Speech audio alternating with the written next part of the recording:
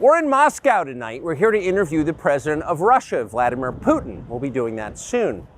There are risks to conducting an interview like this, obviously, so we thought about it carefully over many months. Here's why we're doing it. First, because it's our job. We're in journalism. Our duty is to inform people. 2 years into a war that's reshaping the entire world, most Americans are not informed. They have no real idea what's happening in this region, here in Russia or 600 miles away in Ukraine. But they should know. They're paying for much of it in ways they might not fully yet perceive. The war in Ukraine is a human disaster. It's left hundreds of thousands of people dead, an entire generation of young Ukrainians, and it's depopulated the largest country in Europe. But the long-term effects are even more profound. This war has utterly reshaped the global military and trade alliances, and the sanctions that followed have as well. And in total, they have upended the world economy. The post-World War II economic order, the system that guaranteed prosperity in the West for more than 80 years, is coming apart very fast, and along with it, the dominance of the US dollar. These are not small changes. They are history-altering developments. They will define the lives of our grandchildren.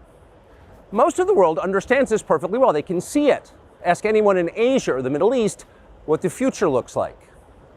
And yet the populations of the English-speaking countries seem mostly unaware. They think that nothing has really changed. And they think that because no one has told them the truth. Their media outlets are corrupt. They lie to their readers and viewers. And they do that mostly by omission.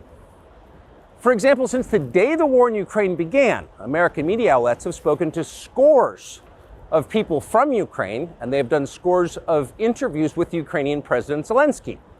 We ourselves have put in a request for an interview with Zelensky, and we hope he accepts. But the interviews he's already done in the United States are not traditional interviews. They are fawning pep sessions specifically designed to amplify Zelensky's demand that the U.S. enter more deeply into a war in Eastern Europe and pay for it. That is not journalism. It is government propaganda. Propaganda of the ugliest kind, the kind that kills people. At the same time, our politicians and media outlets have been doing this, promoting a foreign leader like he's a new consumer brand.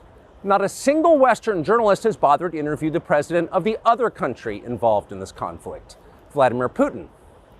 Most Americans have no idea why Putin invaded Ukraine or what his goals are now. They've never heard his voice. That's wrong. Americans have a right to know all they can about a war they're implicated in, and we have the right to tell them about it because we are Americans too. Freedom of speech is our birthright. We were born with the right to say what we believe. That right cannot be taken away no matter who is in the White House. But they're trying anyway. Almost 3 years ago, the Biden administration illegally spied on our text messages and then leaked the contents to their servants in the news media.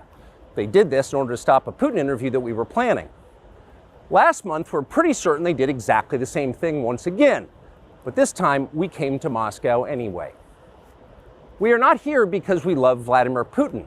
We are here because we love the United States, and we want it to remain prosperous and free.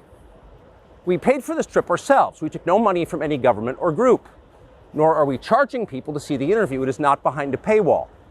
Anyone can watch the entire thing, shot live to tape and unedited, on our website, tuckercarlson.com.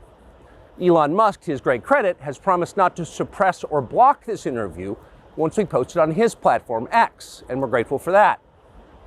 Western governments, by contrast, will certainly do their best to censor this video on other less principled platforms because that's what they do. They are afraid of information they can't control. But you have no reason to be afraid of it. We are not encouraging you to agree with what Putin may say in this interview, but we are urging you to watch it. You should know as much as you can. And then, like a free citizen and not a slave, you can decide for yourself. Thanks.